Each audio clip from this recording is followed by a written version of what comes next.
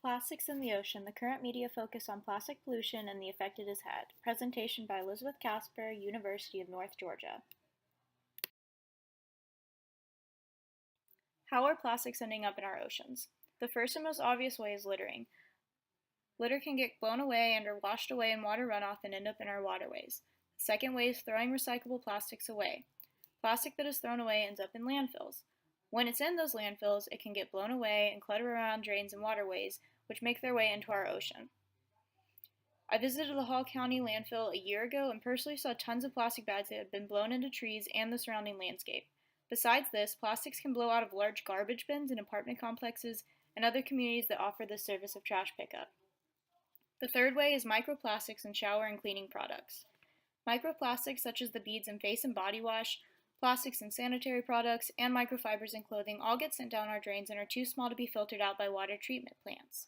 They end up in our water and can be consumed by small aquatic creatures, including those that we eat, which means that they can end up in us.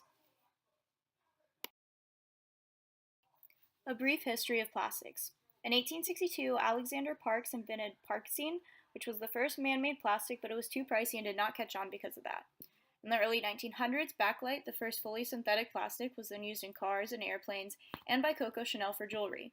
In the 1920s, PVC was created and the term plastic was coined 5 years later. In the 1930s and 40s, plastics became a successful industry and were used in various products for World War II. In the 1950s, plastics became a household name, with items such as Tupperware, plastic shopping bags, styrofoam, and polystyrene, which is used for plastic utensils, disposable containers, and packaging. They all became popular. Toys like the hula hoop, Legos, and Barbies were also invented at this time. Since the 1960s, plastics have been used in everything from household items to technology to even the flag on the moon, which has nylon in it.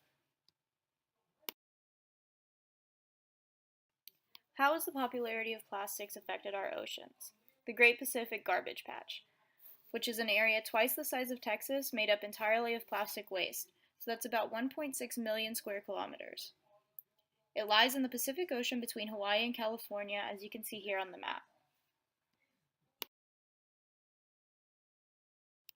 Turtles and birds, such as the albatross, which is becoming endangered, feed on the surface of the Great Pacific Garbage Patch, which causes them to ingest plastic waste. This doesn't decompose in their stomachs, so it leads their stomachs to fill up with plastic waste, which causes them to starve to death more than often. Other marine life also feeds on the plastic in the form of microplastics, which are small bits that break off from the surface plastics or have started to decompose into the water. This plastic then bioaccumulates up the food chain, which you can see in this graph right here, eventually ending up inside us. So smaller fish will eat off of the top surface plastics or the microplastics, and then bigger fish will eat them, and then even bigger fish will eat them, and at some point we will eat one of those types of fish, and those microplastics will end up inside of us.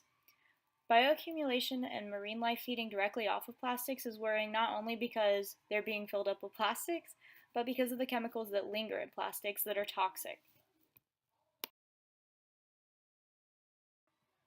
Another danger to marine life from all of this plastic in the ocean is that it can get entangled in plastic waste, like you see this turtle here is entangled in a plastic fishing net.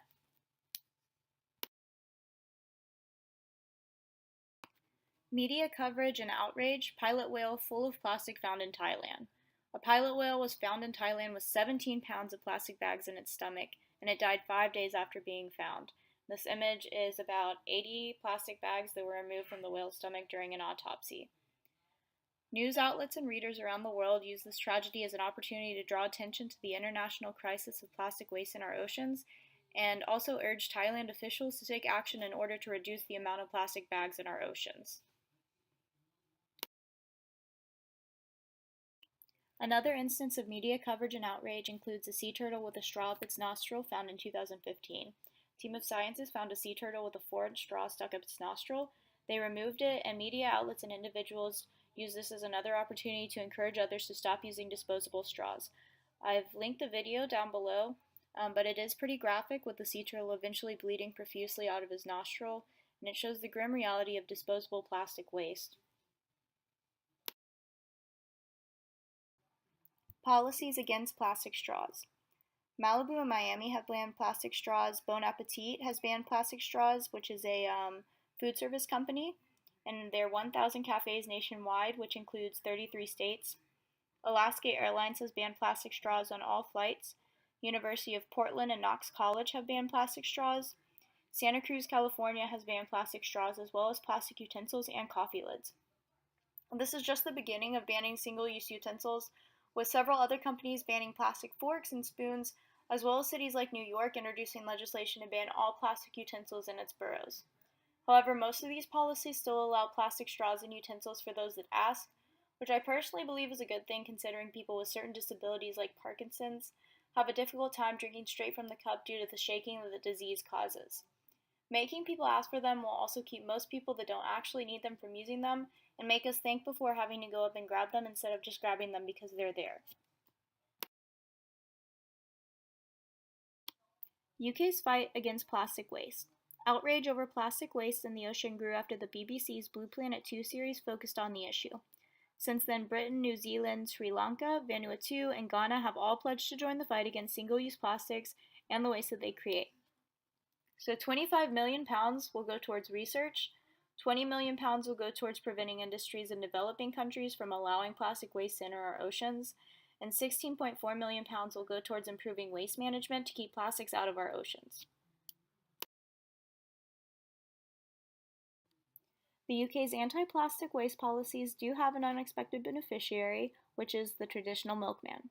The traditional milkman industry has picked up in Britain in the past year. It once was a dying industry.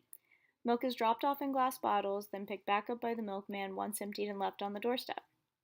This is all thanks to the war on plastics and public awareness of plastic pollution in our oceans. This once dying industry has begun to pick up once again, which helps put milkmen to work and reduce plastic waste from disposable milk jugs. I've included a link to a soundbite from NPR, which explains this in further detail. Some possible solutions to plastic waste in our oceans. First, recycle. As mentioned in the first slide of this presentation, recycling can help reduce the amount of plastics in landfills, keeping it from blowing into drains and waterways. Obviously, it will also help us keep from littering when we make a conscious choice to recycle. We can also avoid cleaning and bathing products that have microbeads in them. Again, microbeads are those very small bits of plastic that are sent down the drain and into our waterways. They're tiny and difficult to filter out, adding to their danger. There are many cleansing products that use sugar or charcoal instead of microbeads, which makes them a great alternative. It's also pretty easy to make sugar scrubs at home. Government policies against disposable plastics. As demonstrated by the UK, avoiding single-use plastic items can help revive dying industries and add to our local economies. For example, most local markets sell fresh fruit and veggies that are not packaged in plastic wraps, so shopping locally can help us avoid unnecessary plastic wrap and trays and also add to our local economy. Local, state, and federal governments can put a higher price on tax on manufacturing and packaging with plastic as opposed to more eco-friendly alternatives, which would curb their use in major industries. Supporting cleanup efforts. We can support cleanup efforts by donating to organizations that send scientists and activists to help clean up beaches and areas of the Great Pacific Garbage Patch. We can also aid in local cleanup efforts of Lake Lanier and other bodies of water near our homes or where we live, or even just pick up whatever plastic waste we see on the ground. And finally, personal vigilance and sustainable practices. Above all, we can practice living by example, picking up plastic trash, recycling our plastic waste, and trying to reduce the amount of plastic that we buy.